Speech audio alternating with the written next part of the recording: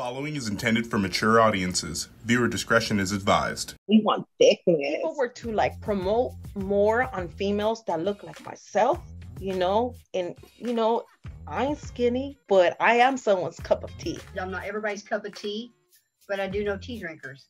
And if people were to promote that, then the world will be a better place. I think people fail to realize there's so much more to a lot of us. We're not just Kimmy Kaboom. A few more layers to us. We're all people too. You have to have thick skin in this industry. But you have to have thick skin as a BBW because you can't listen to the things that people say. If you don't have tough skin, it will affect you in every single area of your life. If you don't have that in place, this industry is not for you. Say that, oh, you're big, you're fat, you're ugly. Look at all those roles, blah, blah, blah. Yeah, look at all these roles. Guess what? I made money off this bitch. You got a problem with it? You can look like anything in porn. You can be any gender, you can be any race, any size, and you can make it. You will have fans. There's something for everybody. Is it a journey to love yourself the way you are? Of course. Yeah. Sure, yeah. Of course. We've seen women, that's the case no matter if you're big or small. Yeah. I mean, there's a number of people, especially in the industry, who are the regular size, standard size, and they're very insecure. And sometimes they look to us, who's BBW, and we're feeling fierce and fabulous. Just love thick, big booty bitches with big old tits and don't hate. Well, ask me what is my preference. My preference is I just want you to be coming in, wanting to have fun and enjoy yourself. We celebrate all shapes of women, body positivity. Size is not a factor in who we shoot. We want thickness.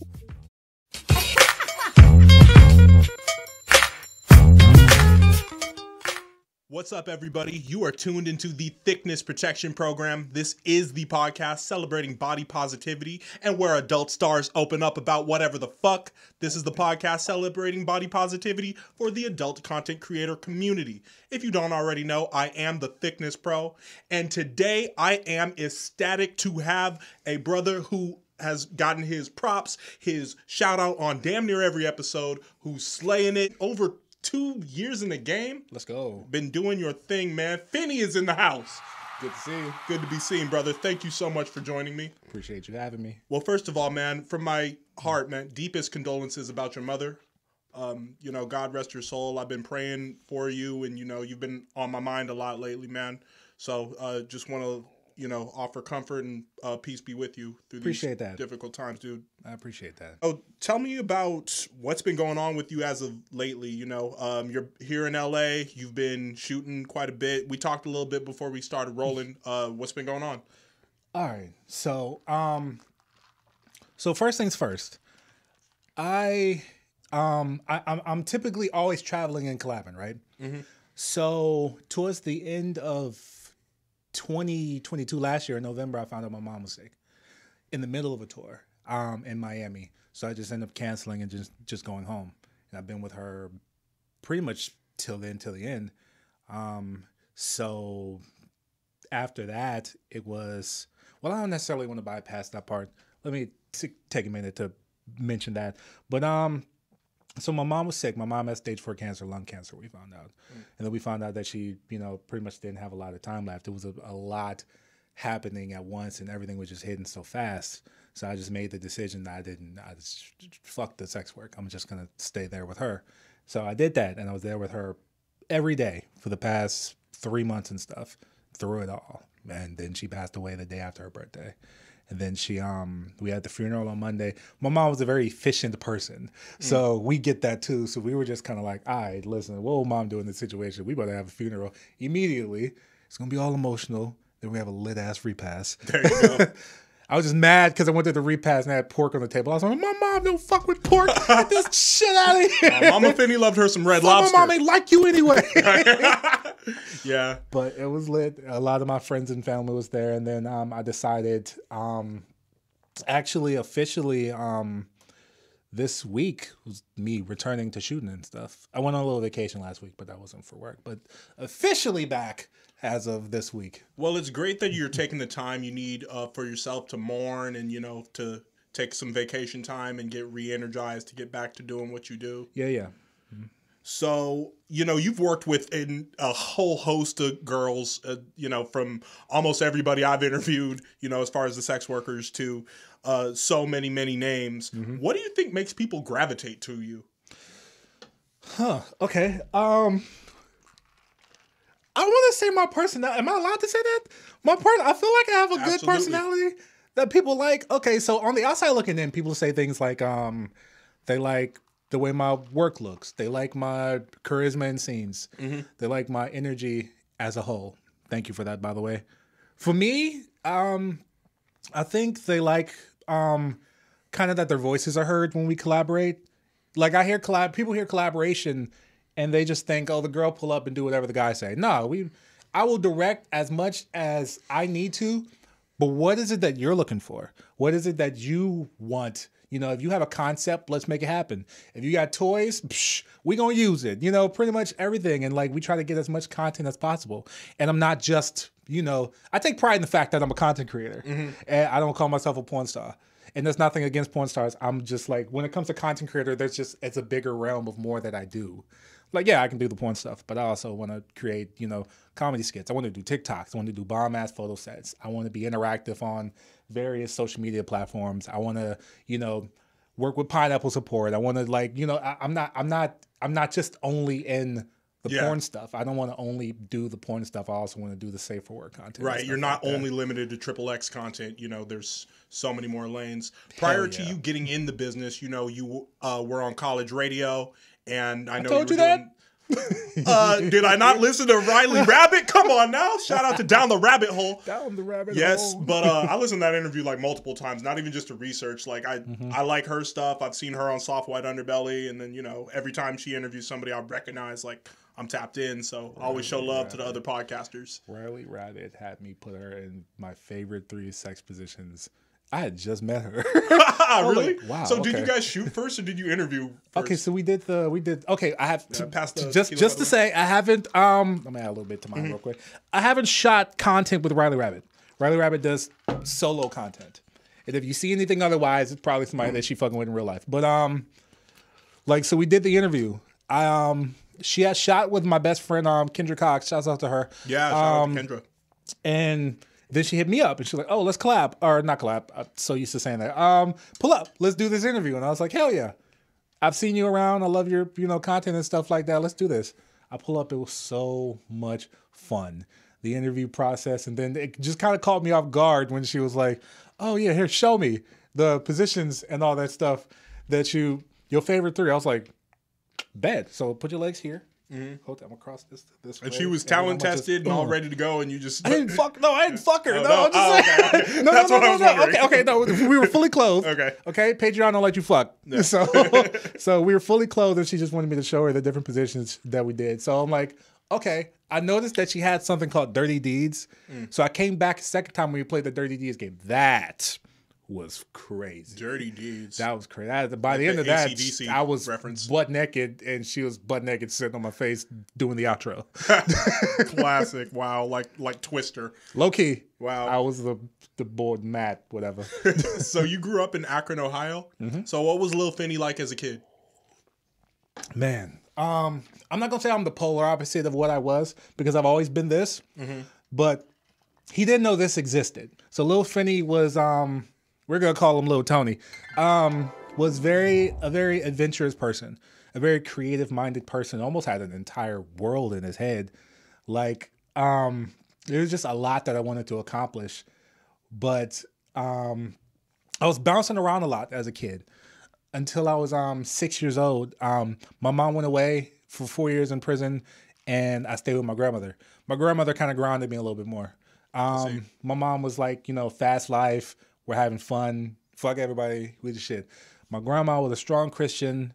She established a lot of morals in me, made me the leader that I became. But at the same time, that void of my mom not being there kind of made me from a charismatic person to a very quiet, shy person. And very, what's the word? Emotional. Let's say emotional.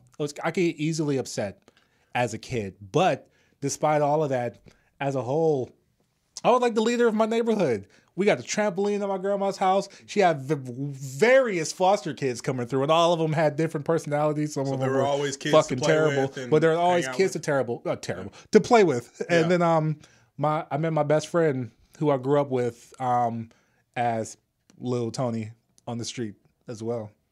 And then my mom came home in 2000, and I got everything back. Really? If you don't mind me asking, how did moms wind up in prison? My mom was well, y'all can't do nothing about it now. My mom is passed. R.I.P. my mother. But my mom was a big time drug dealer when I was younger, and like I said, that fast life. And eventually, somebody snitched on her, and she ended up going away, but only for 4 years. As a child, that felt like forever, but yeah, it was only 4 years. It was 1996. She came back in 2000. Got you. So you were born in 90? I was born in 89. 89. Wait, was Pops in the picture? Oh my God, do I have a story for you? I got an exclusive, and the Thiccness Protection Program gets it. So, okay, so growing up, I didn't have a father. My mom, all of my siblings, with the exception of 2, have different fathers. There's my oldest. She married him. That's where I got my last name. My second oldest brother and my older sister have the same dad. That's who she was mainly with, relationship-wise, and as an adult. My younger sister was her last like legitimate relationship. They had a kid. Their relationship was brief. My situation, on the other hand, was more of like she was single doing her thing type situation. So she hooked up with this dude named Earl, and 9 months later, boom, your boy is born. And then July. So my dad, I'll explain this in a sec, passed when I was 18. I see. But we never had a relationship. Never. So it didn't really hit me. It didn't faze me. I was just kind of like, oh, okay, that sucks. RIP. But so last month when my mom passed, it was kind of like a vibe like this, minus the microphones and cameras. But me and my sister were just sitting here taking shots. We were kicking in, hanging out, grieving and venting. And she took a shot and casually told me, like, oh, by the way, your daddy wasn't Earl. I saw your daddy at Home Depot 2 weeks ago. What? So, like, mom's is just like, she found out when you was like 13, figured it was too late to let you know. Wow. Plus, he was a bigger gangster than she was. You don't need that in your life. I was like, okay. Just took my shot, banged it down. So that didn't fuck you up? You were just like, upside down smiley emoji. It didn't fuck me up because at some point in my life, I just accepted that I didn't really have a father, and I was fine with that. It just made me embrace all the other secondary parents that I had, like my grandmother, my aunts, my uncles, my siblings. Right. And then my relationship with my mom, like, I trust her 100%. My mom was like my best friend. So if my mom felt as if that was not information that I needed in my life, I'm going to respect that and honor that. She did that for a reason. So even in death, and even with me knowing now, I'm not doing anything with that information. As far as I'm concerned, my dad passed when I was 18. I got you. Yeah. You know what? It seems I like how you have a lot of emotional intelligence about your whole family situation. And, again, long live Mama Finny. As a only child, hearing these family stories where it's a bit more complicated, somebody who's an only child with parents who've been married for like 40 years. I love that for you. It's like that, I feel like that meme where it's like, what's his name from, The Hangover, and he's looking at the chalkboard and it's all the equations. Yeah. Try to figure it out. You're giving me like Family Matters theme song opening now. Where it's like, look at this wholesome family. I love it. Great. No, I'm more like a Black Timmy Turner. Shit, even better. Parents in the shout out to Rick and Becky, my godparents. Why y'all so busy? It's cool. I got fairies. Fairies. Yeah. Okay. Now the graphic design nerd in me has to ask. Let's go. The Fox character. Did you design that little guy yourself? No. Okay, shouts out to Takeo. His Instagram is, he just did a picture for Jaden Stone, so I could just kind of like go to her profile. Jaden, come get down with the thickness. Get down with the thickness, girl. Stop playing. For real. There he is. So his Instagram is Takeo X Perry. Takeo X Perry. He does all of the graphics for like a lot of your favorites and stuff. Right. So right. he because I know Chanel and Julie Ginger and Brianna Kahlo and Rose D. Kush all have the little characters. I'm like, Julie Ginger, the whole shebang. So so originally, back when I was doing the Booby University stuff, he made that logo for me. The one with me just sitting surrounded by like the 4 girls. Yeah. Yeah, he made that one for me. So when I decided to rebrand as Finny's Playhouse and center the brand around like me, I was still rocking with the Booby University stuff for a while. So I was like, okay, I kind of need something. And at that point, I kind of swapped from the panda to the fox anyways. And I like the vibe of the fox as a mascot. Yeah. So I'm like, okay, I need to... So shouts out to my homegirl, Zara Go. She's super cool, super bomb-ass IG model, big titties, big booty. She's the shit. We were over here talking and she was just like, you have this sense of wholesomeness about yourself. Even though you're doing all of this adult stuff, you have this wholesomeness about yourself. So that inspired me to come up with a wholesome concept for artwork for my brand moving forward. Because you see the Finny's Playhouse fox looking all lucky jumping like Sonic the Hedgehog and Super Mario. That's what I love, man. As a 90s baby, that mascot swag. You get it. Yeah. So you see that and it's like, okay, if you didn't know who Finny was directly and you only saw that, you would be like, oh, this is some wholesome shit. Hell yeah. And then you see it and it's like, oh, it's Conker's Bad Fur Day. There you go, bro. Oh, Conker's Bad Fur Day. Thought this was just Super Mario Sunshine. No, we're going back to Conker's. Okay, cool. Like Gex or like Blinks the Slime Sweeper, Crash Bandicoot. I could go all day, man. The 90s was just all about mascots. It was the coolest decade. It was the coolest in decade life. ever. That's why I'm like 90s baby forever. Forever. It's a yeah. I can hold on to it grown because I was children. the tail end of the 80s, but Yeah. I really developed in the 90s. No, yeah, your childhood was the 90s. Okay. Absolutely. So these days, your routine on a shoot day, like what is your routine as far as like what you eat? Do you work out? You know, do you meditate? What do you do to prep for a scene? What a question. High five. Those cups. My bad. Cheers. Yeah. Hell yeah. Yes. All right. So, on a shoot day, the very first thing that I do, and a lot of people don't do this, but I do this because I'm an independent creator and I set up my own stuff. So I set up my equipment early in the day. Like as we speak, my lights are still up in my room. I got 2 big ass studio lights. I have the ring light that goes in the front to balance out the lighting so I can have the colored background, but still have a well lit center. I charge all of my batteries, just let that run throughout the day. I wake up, I do yoga. My homegirl Belle, shouts out to her. My homegirl Bella got me into yoga, so I do yoga every day. Stretch because I'm a very ambitious performer. I want to pick bitches up. Fuck you talk about Julie Ginger. Oh shit, Julie. Oh, man, gotta be. But so I do the yoga and then I do a little bit of lifting afterwards. Yeah. Take my shower, eat. So when I eat things like pineapples because I want the cum to taste good. Sorry. That's a real thing. It's real shit. Yeah. I thought that was like a myth. No, it's not a myth. I get compliments on how good my cum tastes. Yeah. So I'm like, it's pineapples. I eat pineapples pretty consistently. Then I eat some bullshit to balance it out. Then I go back to eating, fruits and vegetables and like protein. Here and there, I drink water more than anything else. I know that's a lot of people say that all the time, like, oh, you gotta drink a lot of water. Yeah, you absolutely have to drink a lot of water doing this, more than anything else. But I always have a Red Bull on standby too, because Gotcha. You never know. I shoot lengthy scenes, so you gotta have Red Bull on standby.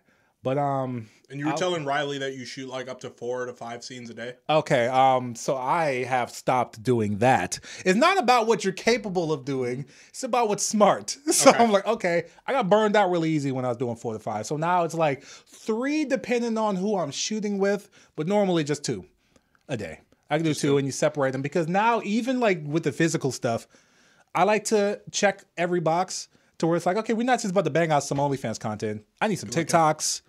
I need some photo sets. I need teasers. Hell, let's make a YouTube skit because I'm on YouTube now. Finny's Playhouse on YouTube. There you go. Here, I'll show you. Look at this. I got a whole checklist of everything that I do. Disregard everything that doesn't have a circle next to it. When we collab, I want to make a little teaser for polls on OnlyFans, timeline content, OF stories because they got them like Instagram, YouTube stuff, Snapchat, Instagram, Twitter, TikTok, all that. Gotcha. I gotta check every box with everybody that I work with. And that's another reason why a lot of girls like to collaborate with me because it's like a lot of times they don't think about it, but when it's introduced to them, they're like, hell yeah, I want to pop in TikTok. I want Twitter exclusive shit where I don't have to worry about making trailers. There's already one made specifically for it and all that stuff. Got you. All right. Yeah, I like the whole schedule of different things you want to accomplish with it. So every time it's not just a shoot, like it's really like a content creation session. Yeah, for real. Like that's why I take pride in being a content creator, because it's like, okay, I want to get, let me know what you have, and we will make content for it. There you go. Like, shouts out to Paisley Hayes. Paisley is primarily like a cam model and stuff. Right. So yeah, we got to shoot some content like a year ago, and it was bomb. But when she introduced me, like, you're her only hardcore scene. I am her only hardcore scene, and that is an honor. She's a cam model, and she told me like, oh, well, one day would you be open to going on cam with me? And I'm like, absolutely. I would love to go on cam with you. I mean, hell, it's not even like a you owe me type thing, because you make content and you don't even make content. So of course I want to enter your world. That's going to be so much fun. Yeah, that is kind of the beauty of a collab. It's like, you're entering the other person's world. So to be the full perspective, right? Right. Like, because it's like, there's so many, because when you look at it, it's like a multiverse type thing. It's yeah. So many different worlds, and all of them look crazy. It's like a Venn diagram of all of our different, go to all those different swags. worlds. Yes. It really is. It's kind of like Super Smash Bros, honestly. I know! Take me to Hyrule Castle. Let's go. Yeah, for sure. And we will be talking about some video games momentarily, because we're both Nintendo nerds. We are. For sure. Question I always like asking male talent is like, some people would say that you are the luckiest man alive because you just get to fuck chicks for a living. Most people would say that. Yeah. Is this true or false? I mean, yeah, it would be true. I guess I can get into more detail than I will, but like, yeah, you got, like, I'm not unconscious of the fact that I'm a very secure person, and I'm not unconscious of the fact that, like, physically I look like the normal person that you see everyday brother on a daily basis, and even my personality is like normal. It's a normal personality of someone that you encounter. I'm not your stereotypical male talent. Yeah, like so you're going to see that, you're going to relate to that, and then you're going to be like, damn, somebody like me is doing that? Yeah, you're the luckiest person on the fucking planet. Like, I accept that. I completely accept that. And I'm happy to accept that, because if it makes me relate to you as a viewer, then that's wonderful. But I will say, there's a lot that goes into this to where I personally don't feel like I'm lucky. Because I started, like, I started from the ground up, maybe even beneath the ground, and worked my way up to get where I am. This is hard work. This is very expensive. This is very draining on all sides, mentally, emotionally, physically, all that stuff. Like, a lot of work goes into the person that you see today. So I'm like, it's not, and I just tweeted about it earlier. I was like, yo, listen, if you really knew all of the shit that a male talent has to go through, you really wouldn't be DMing me asking me like how to do this, because I'm like, well, I think all guys just want to fuck bad bitches and then potentially get paid really for it. But I don't think guys understand what it takes to be a performer. Yeah, it and takes you know a what? lot I to got be a really performer. educated last time when I had Magic Montana on, and he broke it down like, you know what? You may not be hard at 3 p.m. on a Monday. And you're shooting from all these different angles. You're not in there trying to beat it up, or you're not making love to the girl. You gotta do a particular angle, and the cameraman may be like right in between your legs, or this close to you, or this close to you. And it's, all these different he said, are you comfortable being uncomfortable? That's real shit. Like, you gotta think about it. Like, okay, you have to be able to get hard on command and stay hard. Like, there's a certain, like, which is easier said than done, because you have to now create a certain headspace for yourself. You have to have a go-to headspace and plan B, C, and D if that doesn't work, so that you can make this scene happen. A lot of times, you're not just about to be, when you've been doing this for as long as you've been doing this, just the fact that she's hot is not going to be enough anymore. Really? To where you're just going to like, oh yeah, she a bad bitch. So what's the other 30 girls I shot with before this? That's not just going to make my dick come alive. I've been doing this for a minute. If I was new, yes, I would get hard for everybody. I'll probably come in 2 minutes. But I've been doing this for going on 3 years. Like, no, I'm not just about to, your appearance is not enough. Like, bruh, like, not to brag, but like, bruh, I've shot with fucking Nicole Doshi, Kazumi, Julie Ginger, Kendra Kox, Emma Magnolia. Like, there's like, check like levels to this shit where it's like, bruh, I've shot with fucking Monique Leslie, Chanel Barbie, Chloe Shout out to Klein, my angels. Vanessa Hinata. Yeah, Vanessa Hinata. Oh, love her. Paisley Hayes. Paisley Hayes. Yeah. Omaya. Omaya. Love And Omaya. recently, massive you notice I'm naming a bunch of big titty women for a reason because I love titties. Recently, massive tit blowjob queen Coco Cobain, who still owns my soul. Yes. And you say Coco's Dungeon gave you the best head you've ever received. I just imagine like the Vegas stage in Street Fighter where the cage came down. Because When we were about to I shoot. want to give her a nickname, the Sword Swallower, because when she's sucking a dick, she's putting on a show. Best head I've ever gotten. Shout out to Coco. Such a lovely person. But if you see me shooting with people like that on a regular basis, no. like, I'm sorry, you coming with the bare minimum is not going to get me hard. How hot does it get? So it's like, okay, I gotta like enter certain headspaces to make this happen on a regular basis, multiple times a day. So yeah, like when you really think about it, if I really went into detail and explained the busiest day possible as me to someone wanting to be me, they would throw their hat off and be like, Psh, shit, I'm going back to work. Fuck no, I ain't about to do all that. Wow, yeah. But I still love it. Let me end this on a positive note. I still love this. So them being hot is not enough. It's just, does it come down to you, like what you put in your body that day, or if you're in a good mood? Because J. Crew, last time he was here, he said it's all about the mind. Thank you. I was just about to say that. Like, yeah, it's literally all mental. Most of the time, if you can't perform, it's because you've told yourself you can't perform. Mm-hmm. You've convinced yourself that you can't do this. And now it's a fight to get out of that. It's not about what you ate that day. I've had some of the best shoots in my life eating bullshit throughout the day. Like, it's completely mental. And that's fine. We're human. There's nothing against you. There's no judgment. I've had days where like I was deep in my head. Maybe it was too much pressure. Maybe like, I'm tired. There's various different reasons to why sometimes things may not go as planned. So don't be hard on yourself, because I know as a man with these egos and our mindsets, it's hard to like end up in a situation like that. And sometimes you might beat yourself up. It might hold you down for a while, but nah, get over it. Accept that it happened and move on. Really? Okay. Mm-hmm. Interesting. Tell me about Girls Gone Wireless and like the various content houses you've pulled up at. Shouts out to Girls Gone Wireless. I'm low-key getting lit. Oh shit, that's some good ass Jose. This is gonna be a bomb ass interview. Okay, let me tell you about Girls Gone Wireless, right? Let me give you the because we drink it, but they ain't paying me for it. Like hell yeah, don't show no logos. No. So shouts out. This show is sponsored by Red Cup. Yeah. Who made it? I don't know him as far as you're concerned. Okay, so Palm Girls Punch. Gone Wireless.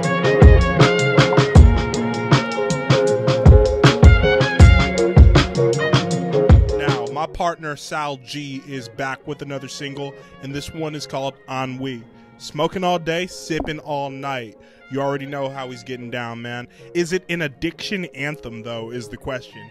Well, this is going to be one of those ones that's got this jazz type style beat, and you're going to want to just kick back and vibe to it. Not to them. What was the question specifically? I just want to know, like, your experience going to a content house and participating in these things. So, they have been there from the beginning to now. Mm-hmm. So, they've gotten various different Finnies. Like, okay, so the first event I went to was in 2021 in Miami. They got Novice Finny, where I'm just like, okay, I'm new to this. This is my first time really collaborating with, like, established models. So, I get there, and I'm shooting threesomes with a Virgo Peridot, and I'm this is awesome. I thought it was Peridot, like I don't know, GIF, I don't know. So I'm like, okay, I'm performing and I'm doing this. I'm like, oh, this is awesome. I'm getting the confidence that I didn't have before, and these people here are making me feel not just comfortable but welcome. They're making me feel like I'm on their level. This is awesome. Shouts out to her. Shouts out to Kendra Kox. Shouts out to Lucky B. Shouts out to Rose D. Cush and Brianna Kahlo. Those were the main models that were there. Love Rose D. Cush and Brianna. Love them. So that was Novice Finny. So the next time I go there is in Orlando. So when I get to Orlando, I'm a little bit more established at this point. And people, like, it's not me wanting to shoot with people, it's people wanting to shoot with me now. So I'm like, okay, now from this perspective, they're providing a bomb ass venue, the time, the space, they're making sure everyone is tested, they're handling paperwork, very professional. They had chefs on scene. Oh wow, it was fly. They had a makeup artist on scene. Like, yo, it's bomb. And then they had the best of the best models coming through and the most solid male talent coming through. And they do this thing where they let fans come through.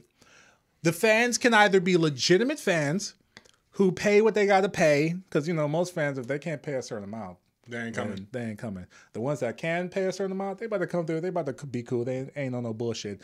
And then there's like the up and coming male talent that you would consider fans, but they don't really have like the following and stuff. So they come through to get the content to help build their library and shit. So they got that. And I'm like, okay, the vibe was just beautiful. They got group stuff that goes on. They have so many different rooms. They always pick the perfect venue to have a bunch of rooms.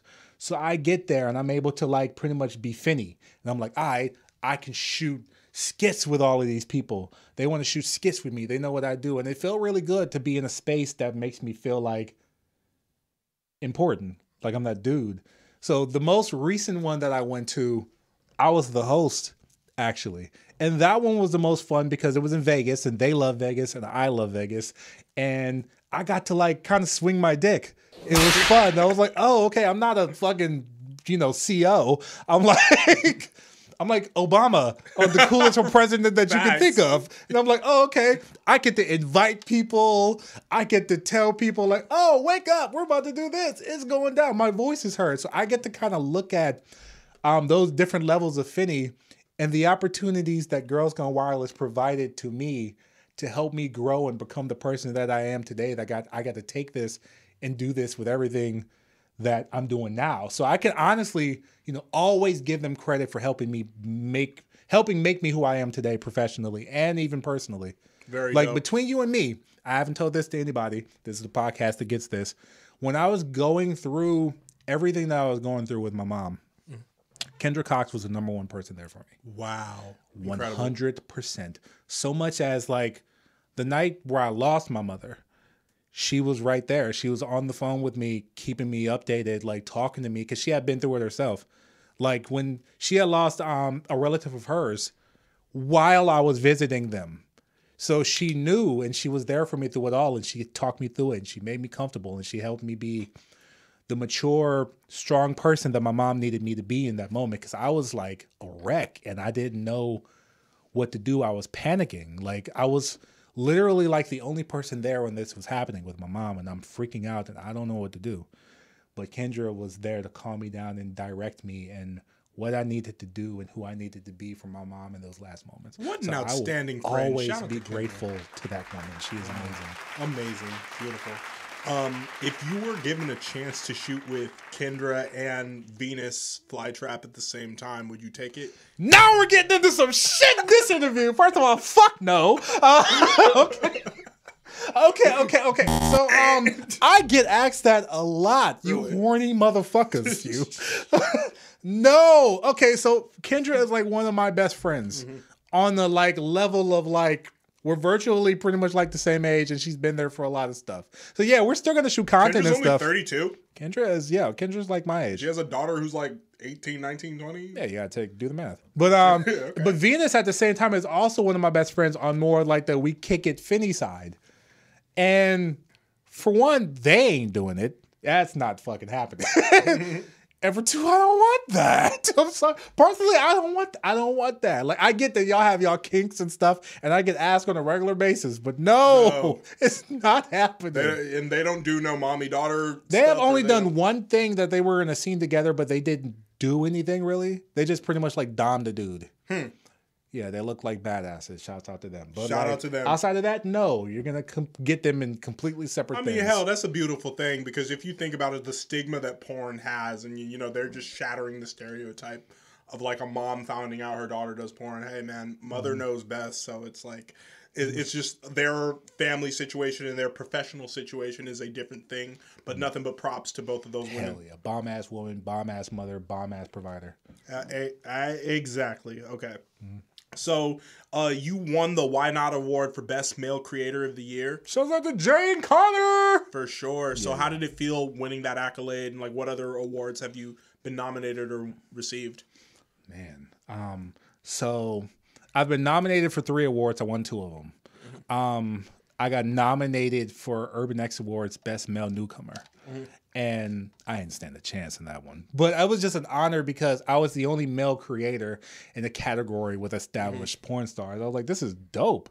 I don't expect to win. I'm not even about to promo this shit. But just the fact that I was in that conversation with us, that they had a whole category with a bunch of other like male creators and stuff like that. But you put me in the one with the porn stars. So I'm like, oh, hell yeah, that's a dub to me. I don't fuck the trophy. That's a dub for me. I'm in that conversation. So I won 2. I won Why Not Creator of the Year. So Why Not, I was introduced to them in Chicago last year at Chicago Exotica through Marilyn Marie. Shouts out to her in Houston. And yeah, I was supposed to get her on, but still, hey, Marilyn, get down with the thickness. Get your ass down here and get down with thickness, girl. With your I was like one of her first board girl shoots too. Let's go. Oh, okay. So I get to Why Not and I meet Jay and I meet Connor and I just see the vibe and how they're like the love that they show to all these different talents. They have so many different models there at that one booth. And I'm just like, yo, I get to be here with these people. And they got like a photo booth back there. Like they provide a lot and they're so informative when it comes to like news, what's going on, things we need to know, like health stuff, spotlighting individual creators. So when I found out I was nominated, that was a huge honor to me. That was fucking huge. I was like, yo, let's go. Just the fact that I'm nominated is dope. But then I won. Yeah. I'm like, oh, shit. Just the look on your face, I could tell you wanted to shed a tear, but you were just like speechless. Hell yeah. I got Brittany Andrews' sexy ass presenting me the award, and I got Mistress Dolly's sexy ass sitting right here next to me. I was like, oh, I want to like what is it like working with Mistress Dolly? Kiss you and put this trophy between us while it's still sanitary. Yeah. What's it like? Okay, so before I do that, I also won the XBiz Award for Best Male Clip Artist 2022. Nice. Shouts out to XBiz. That one made me legitimately cry. Okay, and what came first, the Why Not or the XBiz? The XBiz Award was the first one I won. Very cool. I was nominated a year ago. I was so shocked that I was nominated. I didn't win. I think Thor beat me. And I was like, oh, that's awesome. Cool. Then when I was nominated again, I was like, this is cool. I didn't really do anything with it because, again, I just accepted defeat before I didn't know what to do. But when I actually won, wow. Because after that, it was just like, this is worth it. I'm really like putting in some work and like people are really fucking with my work. So this is awesome. That was fun. Now, Mistress Dolly. So... Two tongues, fat ass, big titties, beautiful personality. Tattoo, Pittsburgh, long, where you at? Raven hair. Mr. Dolly is like one of my best friends. I love her to death. I love you, Nylon Dolly. But when we shot and she trusted me to shoot boy girl content because she doesn't really shoot like sex type stuff. More the dom, but she was down. And we ended up shooting like a Demon Slayer cosplay type ordeal. She brought the drill dough. Oh yeah, I did see that. The drill dough. The drill dough. Like, okay, the first time I met her in person was Orlando Girls Gone Wireless. And she brought the drill dough. We did like little snaps with it and stuff like that. Yeah. But then I got to use it in her in a scene. I was a bitch. So I'm pulling the trigger like, oh shit. This is crazy. I'll start getting into it. I was like, oh, okay. I'll fuck with this. But like, we shot 3 scenes. We shot a softcore Demon Slayer scene where she just pretty much gave me head. And that in itself, because again, I have not seen her at this point do any body boy girl content. Split, she got 2 tongues. Yeah. I watch her POV throat my dick. I'm like, I might nut right now. So when you POV, you're the one holding the camera? Mm-hmm. I see. Okay. What type of camera do you use? Okay, so I got a GoPro camera, the GoPro 9 and I go GoPro 10. I use a 10 for POV, and then I have the wide shot shit that I get to. I always get the wide shot because I don't want to be an established POV performer. Gotcha. Let me get some me in there. But like, yeah, I was shooting that with her, and she was 2-tonguing my dick, and I was like, wow, this is hot. I haven't really watched you do boy girl, and I get to watch you like in person. This is dope. But then we end up doing the full sex scene afterwards, and that concept was stupid. Like it was just, I was like her friend that kept like popping up and scaring her like on some bullshit. Didn't you do one with Monique Leslie where you were Ash Ketchum and she was Pikachu? Yeah. I was Ash fucking Pikachu. I was like, oh man, they're gonna be so mad. Y'all at are me fools for for this. that. That is epic. I was worried about that one. I was like, I love Pokemon personally. Is my dick gonna like this though? My dick gonna be like, oh shit, no. This Was is that a awesome. I'm not Halloween getting thing, or was that just the Nintendo nerd? No, we shot that in December. Okay. She had already been talking to me about it for a while. So what's it like banging a big ass booty chick like a Monique or like a Julie Ginger or like? So soft. Yeah. I just go in my own world and I'm just sitting there stroking. Then I gotta remember that ass is really, really big and I have an average sized dick. So let me get back into the scene and kind of curve this. I'm always like bit wondering, so like, the camera can see what's happening. Because if not, I'm just gonna stay in there deep. I mean, how do you hit it from the back with a girl with huge ass buns like that? I'm like, God. You damn. long dicker. That's what you do. You go like, listen, you go all the way, right? You go all the way in, and then you go all the way out. And then you go all the way in, and then you go all the way out. I'm like, okay, we gotta put in work. Because I remember Monique Leslie specifically told me that. She was like, if you fucking with a bitch with a really big ass, yeah, you can't just be in there comfortable, just balls deep. No, I need to see the penetration. You need to go all the way out and all the way in. And I was like, that sounds like a lot of work. I'm gonna do it, but it feels so good, especially with an ass like fucking Monique Leslie. Lord have mercy. That thing, I told her ass is like its own person. It's its own person, and she got the big titties for sure. Perfect package. Shout out to Monique. Now, in your personal life, had you always been into the thicker chicks and the BBWs? Not necessarily directly BBW. Okay, so growing up, I've always been a titty man. That's always been me. Like, which is rare for brothers, by the way. I like big ass titties. Yeah. That's always been my hell yeah. I'm a titty. I call myself a titty man as well, but I'm I feel like I'm an equal opportunist. As ass, lips, hips, tits type of brother. That shit. So like, I've always loved big titties. I've never cared about the woman's weight, size, and all that stuff. Right. I've never, and it carried on into my professional. To where I'm like, yeah, I'm not necessarily, give me some too. Like, I'm just like, that was never my concern. Like, you want ice? Yeah, a little bit. I'm like, okay, I'm attracted to pretty much bomb ass personality, beautiful face, big ass titties. He's like, if everything evens out, looks good, hell yeah, let's go. But yeah, then when I got like more into this, that's why I built my brand to what it is. In the beginning, to where it was like, okay, I'm Booby University. I'm working with all that name, by the way. Big titty models. Let's go. Shouts out to Only One Rhonda. So me and her pretty much came up together, right? Okay. Are you familiar? Only One Rhonda. No, I'm not actually. While I tell you this story, I will pull up her account because my boy. So we started in 2018 together. And here you go. Enjoy that. So she started promoting and doing her own thing, promoting her big ass titty. Tatas. Are those real? Content. Yeah, those are real. Wow. They got even bigger in time. Me and her talked and we decided that I like big titties. Let's go the big titty route. So I was pretty much primarily working with like busty models. And after a while, the very first model I worked with who wasn't like a super big titty model was Brianna Kahlo. Nice. At my home dude, Samaj Media. Yeah. Shout out to Samaj. I want to get him on. Rosie Kush were like hosting a thing in Miami. Yeah. So I see Brianna Kahlo. I saw her in the past work with like Magic Montana. Right. And he, shouts out to him. He shot this crazy fucking angle where I think he just taped the camera to the roof. And he was just clapping Brianna. Weren't they like fucking in a tent in one scene? And they did that before, but the one I saw was in a room, and he had it on the ceiling. I was just looking at Brianna, I was like, that ass. Whew, I love her. So when I saw her at the house, I'm Booby University at this point. I've only worked with like huge tit models. I see her, and I'm like, I'm fucking you here. Yeah. I'm fucking you. And we shot it, and the scene was bomb. And then after that, I had other models see that, and they were like, you don't only shoot with big titty models? I want to work with you. So after that, I started working with like, okay, different models. Like, okay, you don't have big titties, but we're going to shoot. Then eventually I rebranded. Not because of that, because, you know, like I said before, Booby University's draw was just big ass titties. But I wanted it to be about me so I can accomplish more. And that ended up being that. Oh, shit.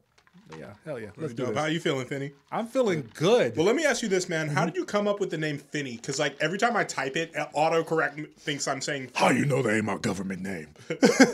Okay, so, I'll tell you a story. So, in 2012, I was in college.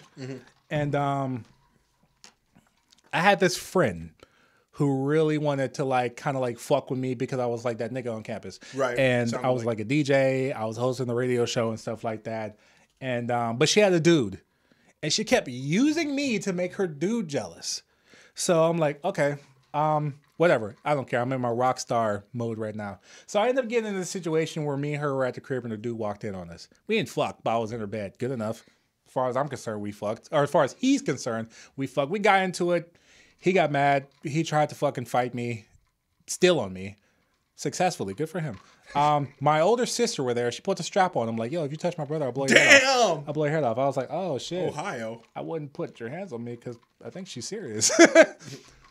So we ended up getting into some shit. And I went to jail for 4 years. What the fuck? Really? Same as my mother. Well, I was sentenced anyways. I only did 3. But while I was there, and I was kind of like, had the time to sit back and just kind of decide what is it that I want to do with my life. By the way, he didn't die. I just got charged with felonious assault because I knocked him out. Gotcha. Yeah.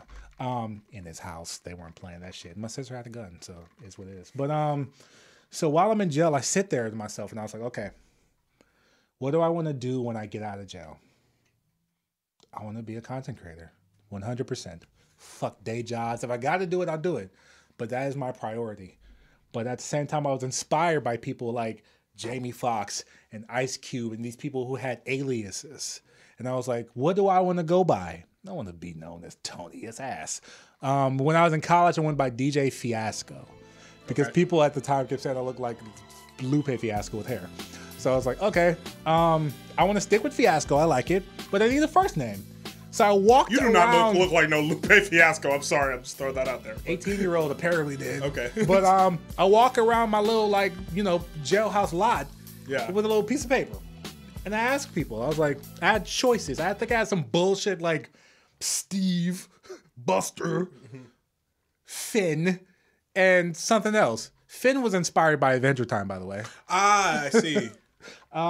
And all of them picked Finn. There's like Finn Fiasco just runs together. Finn Fiasco, yeah. So I was like, okay, Finn, I'm going to run with it. So when I got out in 2015, so I was out to my mom. She picked me up. She saw me in my jail clothes, like, take that shit off. I got nice clothes for you. So rips off the orange jumpsuit. I get home and I start creating content immediately. Unfortunately for me, I came in around the time where Vine died. I see. But Instagram's algorithm was normal. So I was like, we're going to do Instagram. We're going to make comedy skits and stuff like that.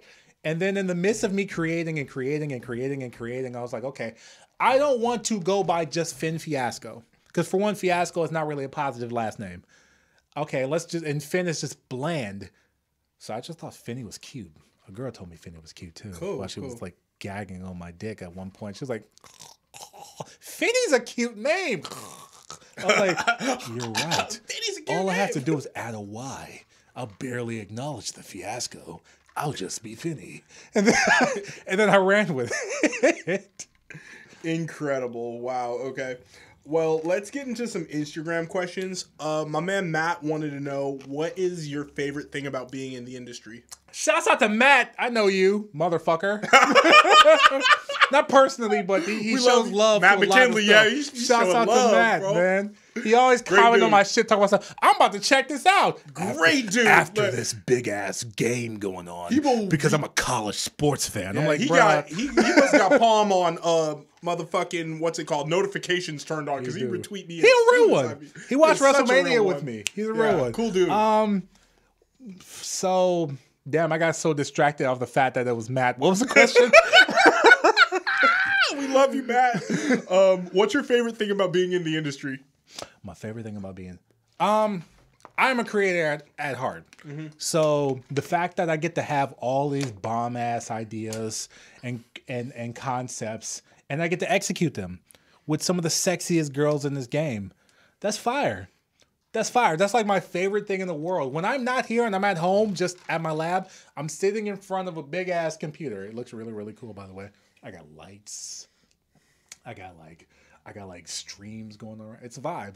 But I'm sitting there and I'm always thinking about like cool concepts. Yeah, you do have the whole Arizona iced tea type of background set Let's up, go. so. 99-cent Arizona, not that $1.04 shit. But the fact that my voice is heard and I can create the concepts and stuff that I want to has always been my favorite part of this industry. And I get to work with the best co-stars on the planet who also believe in me and want to make it happen. I love it. Well, I like to fuck bitches too. That he looked like he wanted me to say that. Hey. I also like to fuck some of the baddest bitches in the world. I already looking knew like that. a regular nigga. It's going looking down. like a regular nigga. Yep. Okay. Speaking of co-stars and collaborators, hell yeah, that's the part I've been waiting our for. Our girl Omaya, come on now, bro. Let's go. Hey, our girl Omaya BBW wanted to know what's something the other performer can do to make the collab go smoothly. That's such a Maya question. She's like, "What can I do for you, Daddy?" Such a deep thinker. Ooh. Okay, so bring hella outfits. Bring all your toys. That's my shit. Bring your big ass titties. Bring that back tattoo. Shouts out to whoever made that because that shit looks phenomenal. The Mad Tatter. Bring that ass. That girl got all that booty. Shouts out to her. Oh my God. Okay, so I said it before, but my favorite thing that I like to do is like, if you come with a concept that you want, I love making it happen. I love because a lot of the times the models that come with these concepts and stuff are completely defeated anyways. They're like, oh no, I want to do this, but we're not going to do this. And I'm like, why ain't we going to do this? I'm going to do everything in my power to make this happen for you. So that's like one of my favorite things to do with some of my collabs. But in terms of like what else to bring, just bring some bomb ass outfits. Bring something red. There you go. Something Fuck red. Valentine's Day. All the other 364 days, bring something red. Maya in particular. Bring that head game. For sure. Love her. Yeah, she just such a, country girl. Just that accent makes my dick burst out my jeans. Bro, the accent going crazier than the body. I thought it was bullshit at first. But I was like, yo, why are you faking that? It was there. Lexington, all Kentucky. the time. I was like, wow. Jeez. Yeah. Oh my God. Then she wanted to know, what's the hardest part of getting started? This dick. What was the hardest part of getting started for you?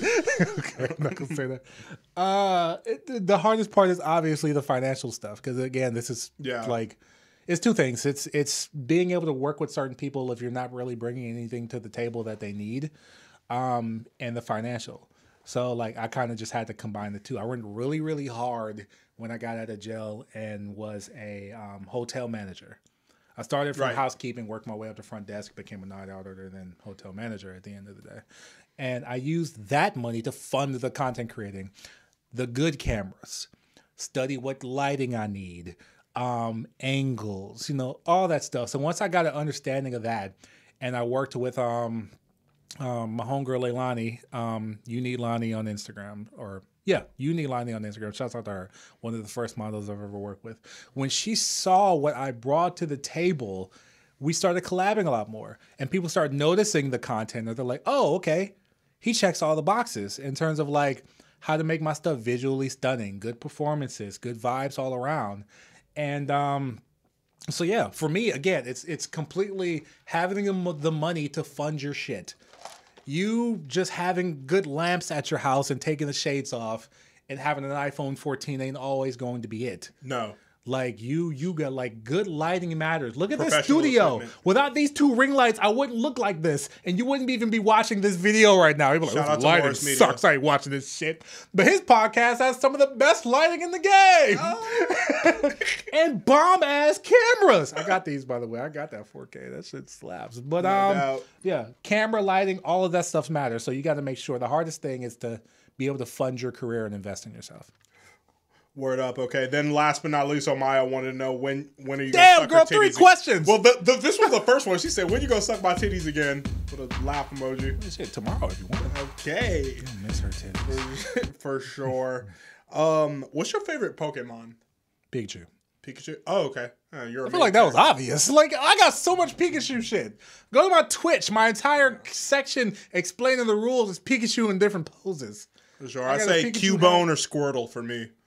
Cubone got too much trauma and baggage for me to deal with. Nah, nigga look hard with the mask Squirtle on. stay wet. You a hoe. So I'm like, all right, I ain't about to play with you. Pikachu is wholesome. Nice little balance, but it'll fuck your shit up. So who are you? You said you main Daisy on Smash? Yes. For sure. Okay. For sure. And you've been playing a lot lately? I've played Super Smash Brothers since Super Smash Brothers 1. Me too. I'm gonna be honest. I want to get the logo tatted on the shoulder. The core inspiration behind me buying all of these new gen Switches or like different Nintendo systems was Smash Brothers. I had a Nintendo 64 already. Smash Brothers came out was my favorite game. Same. GameCube, whatever. Smash Brothers Melee. Let me buy that. Wii, whatever. Smash Brothers Brawl. Let me buy that and the system. Put it this way, man. When Smash Ultimate came out, I was as excited about that coming out as I was about the first one on Nintendo 64. See, that game changed the game. In late 20s as a child. Yeah, so. Especially when you start getting into this era of DLC. Yeah. Like, that changed the game. Because now you're just sitting there like the fucking Royal Rumble in WWE where it's like, who's next? Who's about to drop? Because it kept being people who weren't typical Nintendo people. No, yeah, that's the beauty in it. Okay, here's Sora. Because here's Joker. Well, it's supposed to be Kazuya. It's taken seriously as a fighting game rather as this franchise for kids. It's my favorite game. I really hope that they make another one day and that's not the last Smash one. and Grand Theft Auto for me, favorite game franchises. Have the fucking Trevor in the next future game. That'd be Bro, dope. I'm trying to tell you, man, Grand Theft Auto needs to join the Smash universe. Hell yeah. I've always said it would be really dope to see like Rockstar do like all their characters type of like a Smash type game. Yeah, like a Smash type game. You know, with CJ, Trevor, Michael, Tommy Vassetti, Bully, Arthur Morgan from Red Dead, and Max Payne, and did I already say Bully? Yeah, with all of their people like in a game, that would be cool. Like Rockstar has enough characters for that for sure. Hell yeah. You said one time that you wanted to do a Mario Party orgy. When the fuck are we gonna get that? I'm gonna make it happen, I promise. Because Monique Leslie holds it over my head all the time. When am I going to get to be your Daisy? For sure. I'm like, we gonna make it happen. Yeah, you got to get Rizzy in there. She's a Nintendo nerd as well. Shouts out to Rizzy. Okay, so look, I visualize when I think of the Mario Party orgy, I think of Pauline, Peach, Daisy. Pauline? Yeah. The original. Yeah, from Donkey Kong. Yeah, they redid her in Super Mario Odyssey, and she was the singing girl. Pauline, Peach, Daisy, Rosalina. Yeah, that's her name. Toadette's I didn't even know she existed until the recent Mario Party. So I don't even know if I would add Toadette into the orgy. I'll get to that part in a sec. Okay, so it's those 4 princesses. Okay. And then there's Mario, Luigi, Bowser, and Donkey Kong. 4 guys, 4 girls. So I had pretty much Yoshi in the background just kind of like hopping around. Not even involved in the sex stuff. Just kind of like hopping around. I got a Yoshi Halloween costume at home, If you want to get Yoshi involved, it ends up becoming a like you're getting double dicked type thing. Are you going to roll a dice like... You know, for the die that like goes over the little heads. cube. That's just bomb ass editing. Okay. So I was thinking about like various different things. Like if I'm like hitting a girl from the back aggressive as fuck, I was gonna make coins pop up. Yes, bro. And then when I stop, the block goes straight brown. But I'm so proud of myself for knowing how to edit that too. Do you edit your own videos? I edit all of my own shit. Sweet, I love all that. of those special effects. And then the last thing was I was going to have a Toad and Toadette pretty much walking around with like a tray of like mushrooms, stars, towels, and water, and all that stuff. Just pretty much. So you would put like a star on this, and like okay. And then you drink and refuel. And when I drink the water, you know, the 1+ life pops up above my head, and I stroke harder. And then we were gonna also have the thing where like randomly Toad and Toadette might start throwing stuff at us. Like if I have a turtle shell, it'll knock me back and I'll fall out the pussy because the ass was too fat, and then I'll get back in. If I get hit with a star, I'll act like I'm dead, but then when I hit the star, shout out to the star. I'm still gonna make it happen. I got to. That one. That's a must. Too good. That's a must. That idea is too rich. Okay. Well, we briefly talked about her. Jaden Stone, what is it like working with her? Okay, so I got to work with 3 different variations of Jaden Stone. I got to work with Emerald Baby, the original identity, when she first started out early in 2021 in Vegas. At first, I thought she was a catfish. Like, ain't no way that bitch that bad. But then she pull up, and again, she was so sexy, fat ass, big titties. Yeah, where's she from? Like, she's from Northern Cali. Right? Yeah. So we get there and we shoot, and I'm like, holy shit. I don't know if you just have these skills off the rip or you just kind of like been performing with people all like that, but damn, her angles were on point. Her moaning was on point. I don't know, she might just like dick. But everything was solid and it was bomb. When a chick is moaning in the scene, how much is like real and how much is acting? You gotta ask the chick. Okay. I don't know. To me, most of it is real. Most of it is real. I can tell fake moaning. But yeah, that scene was bomb. And then we collaborated again in Miami Exotica. At that point, she had just like adopted the moniker Jaden Stone, where she was like, I'm about to go full on. I'm gonna shoot mainstream shit. I'm gonna do all that stuff. I'm like, I bet. And we friends too, so I was there for all of that stuff. Very cool. And then when we collaborated then, and it was a completely different vibe. And that scene was wild. That scene was bomb. And one of her first cream pies. Let's go. And then the last time we collabed was when she was a little bit more established at that point. We had a shooter, because most of it was just shot by me and Tribots and shit. That scene was fire. I feel like she's only really been doing this for like a year for real. But she's already found her footing and she's already like one of the best performers. Like checks all the boxes. Performance, sex game, you know, social media game, identity, photo sets, her networking with other people. Like, that girl's destined for success for real. Very nice. Shout out to Jaden Stone. You got to get down with the thickness, baby. Hell yeah. Trying to tell you. Kazumi. Legend. All of these people who have to get down with like the leader of the industry today. Oh, yeah. She's, you know, the Drake of facts. This girl, you can rap and sing? Let's go.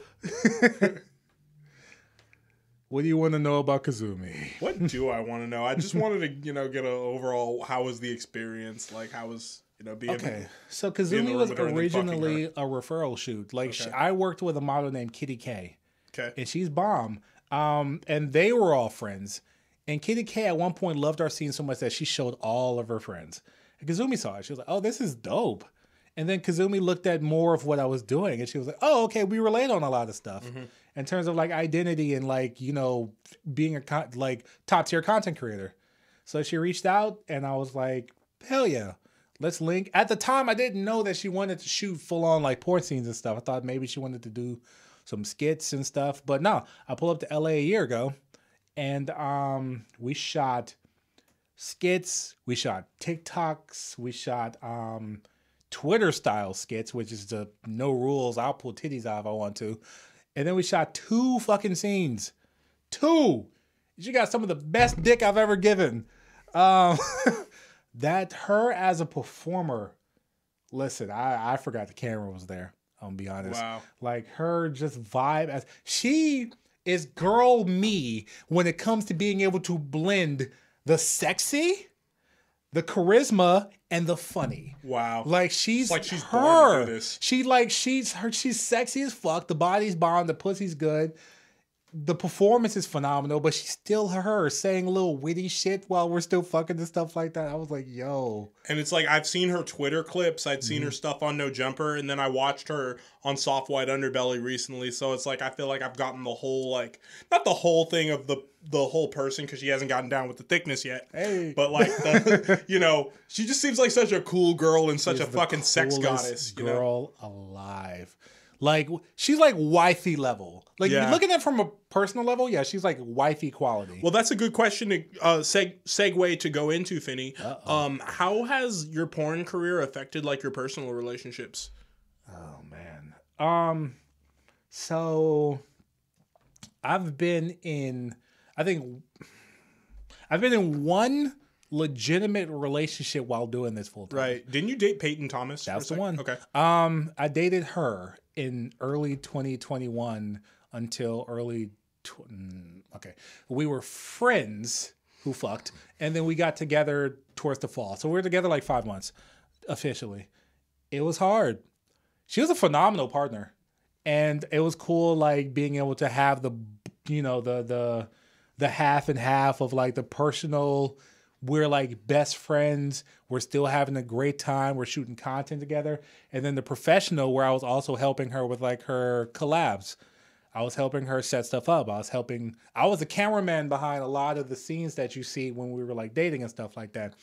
But it's a lot when it comes to like, especially me as a male talent who shoots full time with multiple different women and stuff like that at the schedule that I shoot. Yeah. It was just too much. But after that experience, I just kind of was like, I'm not going to date while I'm still, let's just say I'm too in love with my career to dedicate myself to another individual. I'm self-aware enough to know that I don't want to give another woman anything less than 100% of me. You know, I'm too in love with my career at the moment to visually see myself giving someone 100% of me, because my career will always come first. I remember an interview that Joey Badass did, I like that, where he was talking about it, and he was like, I can't be a successful boyfriend as long as I'm a successful rapper.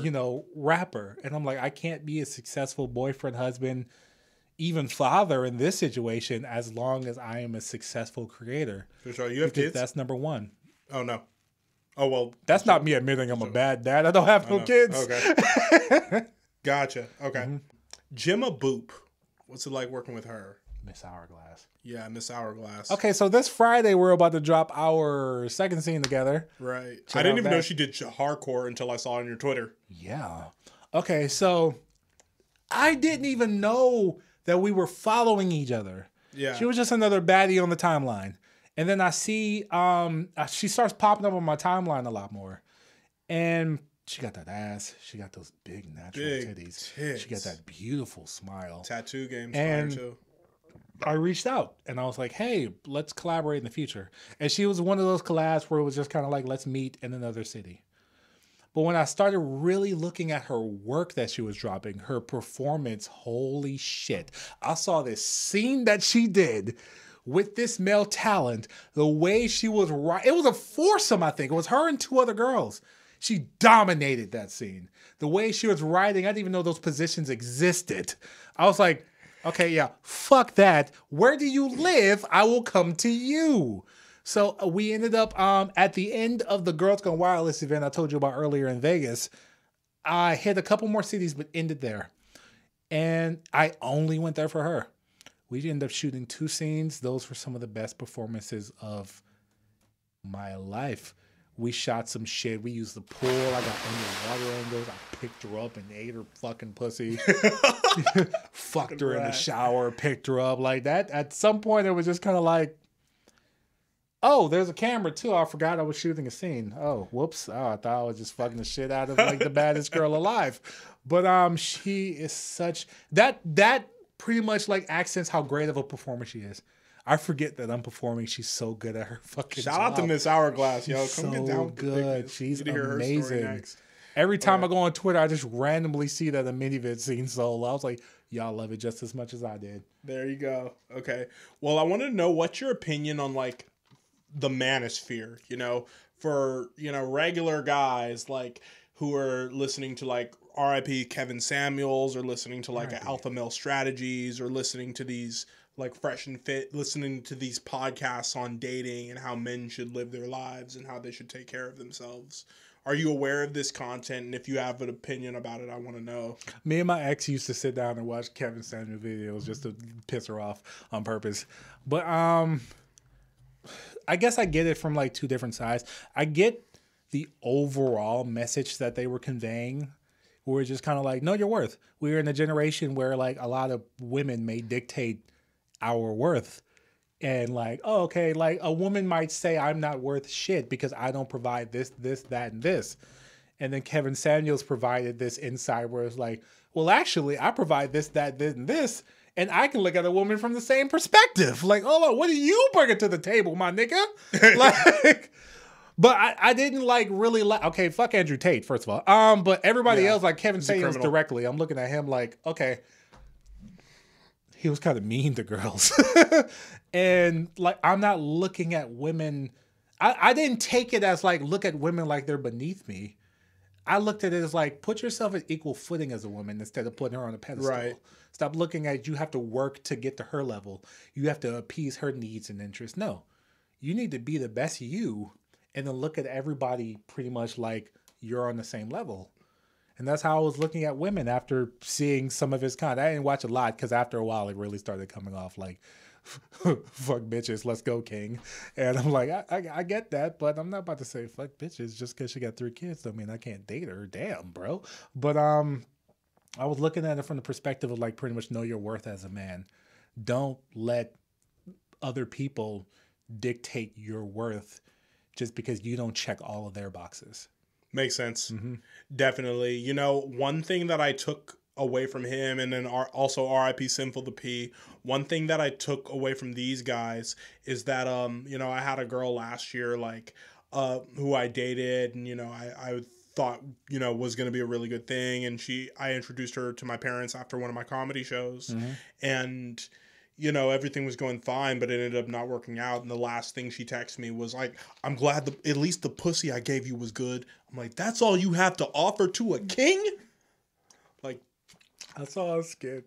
You know who Trey Rags is? No. Okay, yeah. Follow him on YouTube. His skits are bomb. But I saw this skit where like he was going through different scenarios. There were 3 in particular. There was one where he was like, girl, what's up? I'm about to take you out to dinner tonight. She was like, yeah, oh my God, that's so great. She's like, oh, I got something for you too. He's like, what you got? She was like, this pussy. He was like, okay, hell yeah, let's go. The second one, he was like, happy birthday, baby. Or no, Christmas. Okay, she's like, happy Merry Christmas. He was like, oh, this is so good. I love this gift. I really wanted it. What'd you get me? This pussy. He was like, okay. Wow. That's a gift. Whatever. I've been fucking you for months. And then he got shot. He was later like, oh, baby. She was like, I got you, baby. I got you covered. I'm gonna get it for you. I'm gonna get it. What you gonna get? She was like, this pussy. She's like, I'm sorry, baby. That's all I have to offer. You ain't got no cell phone service to call me a fucking ambulance? No. Okay. I don't want to ask you who are some of the favorite performers you've worked with. Please don't. But I do want to ask you, like, who would you put on the board of trustees on Booby University? Okay, the Booby University. A Booby University or Finny's Playhouse? Which one? Those are 2 completely different things. Okay. So lean back. You want both? I'll give you both. Yeah, give me both. Okay, let's do Booby University first. It's just titty related. Okay, so clearly Peyton Thomas. The other one that I will put up there. Lisa X is like one of my favorite, most love me some Lisa X, bro. I can't wait to get her down with the Thiccness. Definitely going on that one. Yeah. Let me see. Miss Hourglass. Nice. Is definitely going in there. She brought the best out of me. And my content wife has to go on the Booby University Mount Rushmore. Stella Daniels. Stella Daniels! Yeah. Yes, the first person to really shout out Thiccness Protection Program. She's the shit. Who still needs to get down with the Thiccness, by the way. So, Finny's Playhouse. Yeah. Mount Rushmore. Okay, Kazumi. Okay. For one. Because I get to be 100% me working with her. Like, I get to be goofy-ass Finny balls deep. That's fun. Alexis Allure. Nice. Right there. Because she's my also current, especially 2022, content wifey. My most in-demand model that I've ever worked with that they really, really, really wanted me to work with, and we shot some fire shit. Matessa Nicole. Shouts out to her. I don't think I'm familiar with her. I'll show you her too. I got you. I got you covered, big dog. And then the other person that will put on my Mount Rushmore for Finny's Playhouse would be Tate Haddad. Okay. I gotta put I need Tate to see Haddad. those last 2. Because that story is beautiful with Tate Haddad. Because she she brought some of the best out of me in terms of my creation, my Instagram stuff, my TikTok. She really got me back into TikTok when I wasn't really into TikTok anymore. And then we ended up shooting a scene. It was so random, but it was like one of my best-selling scenes I've ever shot. That's Matessa. But my Mount Rushmore for Finny Playhouse also has like a bunch of other models as well. It's not just for women. Like you gotta take into account. Like, are her boobs real? Yes, all of it's real. Like okay, on my Finny's Playhouse Mount Rushmore, you gotta add other people. Like one of the coolest concepts that I've ever came up with in life was I'm fucking a baddie and her boyfriend is shooting the content for us. Cuck vibes. And originally it was supposed to be like, oh, okay, we're doing a photo shoot. But we ended up fucking and her boyfriend kept shooting because she demanded that he kept shooting. Mm-hmm. Once I introduced that concept, that shit sold beautifully. Shouts out to Chloe Klein. Hey, love me some Chloe. Hell yeah. That's my homegirl for sure. All right, Finny, let's go down in the DM. What is the craziest, out-of-pocket, most funny, ridiculous DM you've ever received? Fuck my wife, Finny. Fuck. I got that a couple of times. I was like, wait, is this like some like escort shit? Or you want to film a scene? She don't shoot content. I just want to sit on the couch when you fuck my wife. And they were so serious. I go to their account, they got family pictures and stuff. The wife is mid, but I'm like, whoa, wait. Are these white dudes? No. It was brothers? That's why I'm mentioning it. If it was white dudes, that's not really down in the DMs where it was brothers. And I was like, I don't know why I found that so funny. I mean, she could be a creator if you wanted to. I was like, whoa. So people want me to fuck their wives.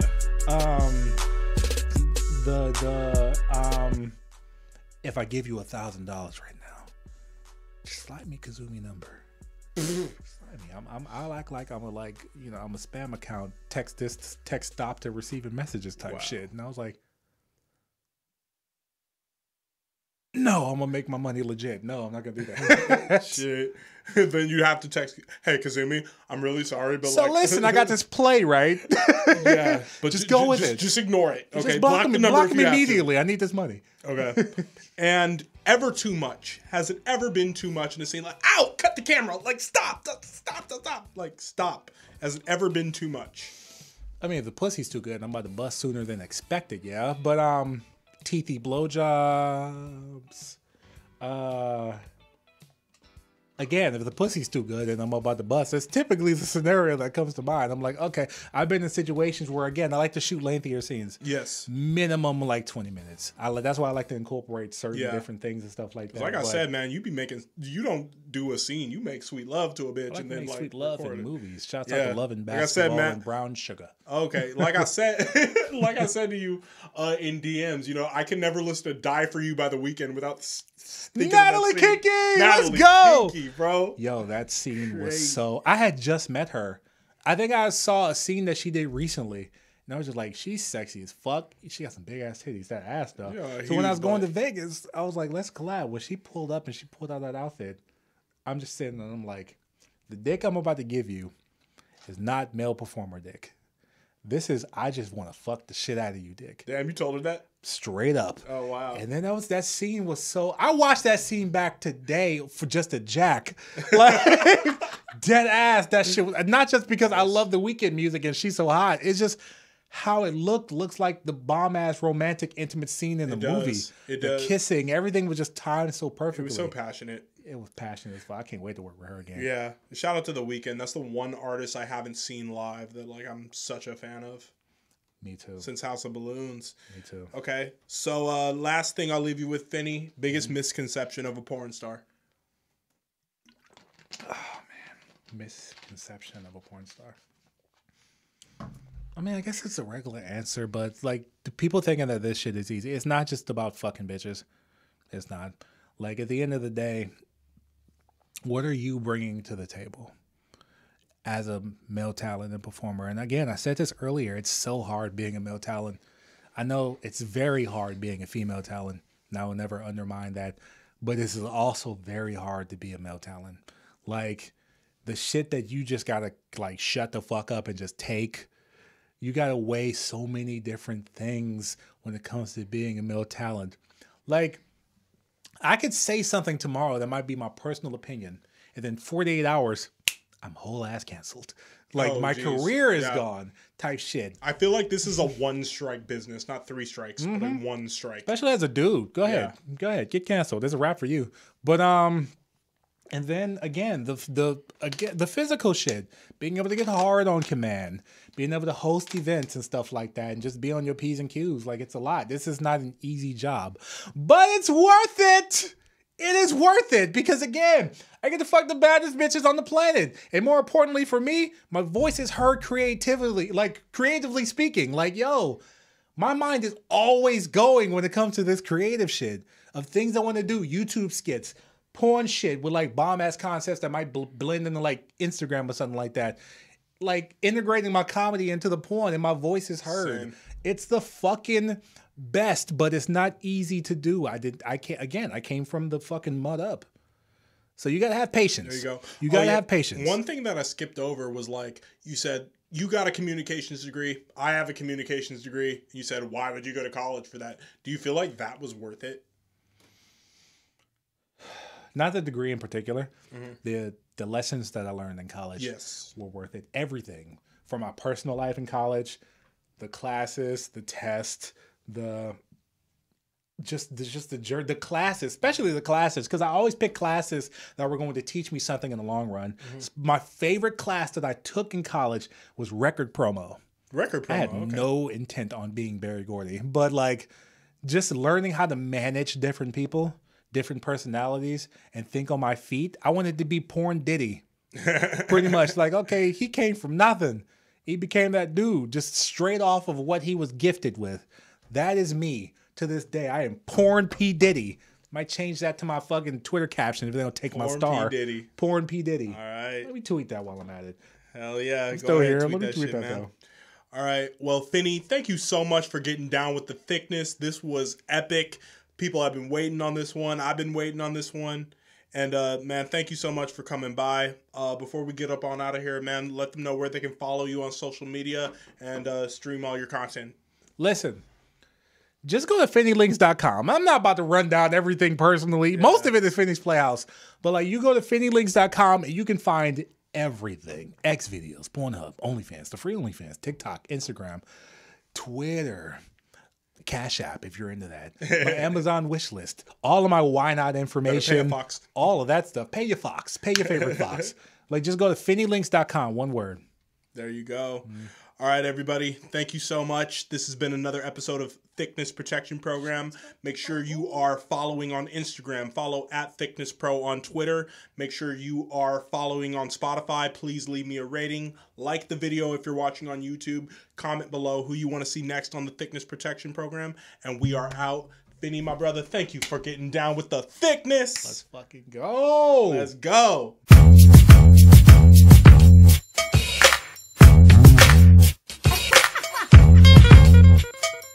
We want thickness.